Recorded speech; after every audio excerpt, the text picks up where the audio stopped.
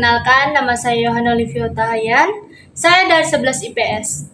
Di sini, saya akan menjelaskan materi tentang interaksi sosial yang meliputi yang pertama, pengertian dan syarat terjadinya interaksi sosial. Yang kedua, mengidentifikasi bentuk-bentuk interaksi sosial dalam kehidupan sehari-hari. Dan yang ketiga, contoh bentuk interaksi sosial dalam kehidupan sehari-hari. Selamat menyaksikan. Manusia adalah makhluk sosial yang tidak dapat hidup sendiri. Dalam kehidupan kita sehari-hari, kita selalu berhubungan dengan orang lain, baik itu di rumah, di sekolah, maupun di masyarakat. Hubungan inilah yang disebut dengan interaksi sosial. Yang pertama, pengertian interaksi sosial.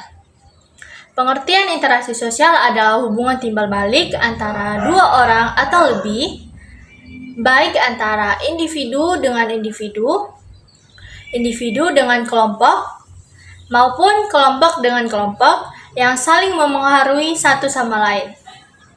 Poin yang kedua, syarat interaksi sosial. Syarat interaksi sosial terbagi menjadi dua. Yang pertama, kontak sosial. Kontak sosial adalah hubungan awal antara individu atau kelompok.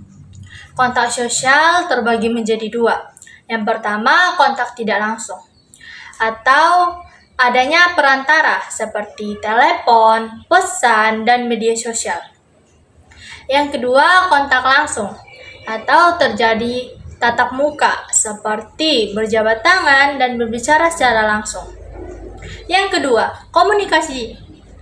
Komunikasi adalah proses penyampaian pesan dari satu pihak ke pihak lain sehingga terjadi pemahaman. Komunikasi dapat dilakukan secara verbal dan non-verbal. Yang kedua itu bentuk-bentuk interaksi sosial disosiatif. Bentuk-bentuk interaksi sosial disosiatif ini terbagi menjadi tiga. Yang pertama, persaingan, yaitu usaha individu atau kelompok untuk mencapai tujuan tertentu secara bersaing tanpa adanya kekerasan. Contohnya, persaingan meraih peringkat kelas dan persaingan usaha antar pedagang.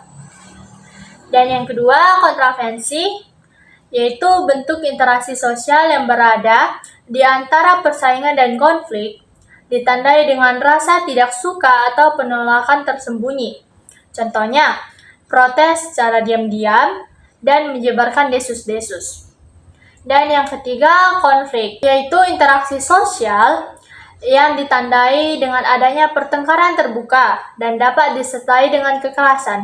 Contohnya, tawuran antar kelompok dan pertengkaran antar siswa.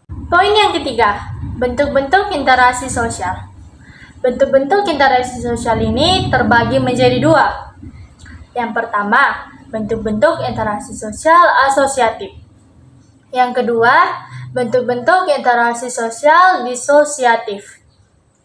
Yang pertama, bentuk-bentuk interaksi sosial asosiatif ini terbagi menjadi 4. Yang pertama, kerjasama. Kerjasama yaitu usaha bersama antara individu atau kelompok untuk mencapai tujuan yang sama. Contoh, kerja kelompok di kelas dan kerja bakti membersihkan lingkungan. Yang kedua, akomodasi, yaitu proses penyesuaian antara pihak-pihak yang bertentangan untuk meredakan konflik. Contohnya, bermusyawarah untuk menyelesaikan perbedaan pendapat.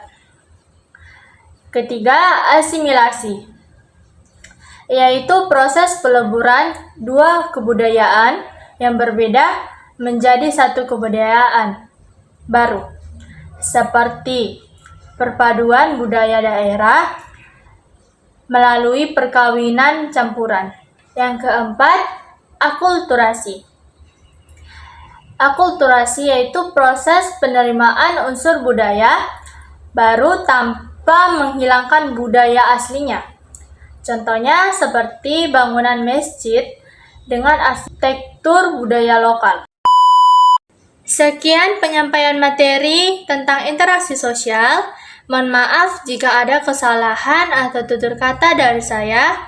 Untuk itu jangan lupa dukung kami dengan like, comment, and share. Bye-bye!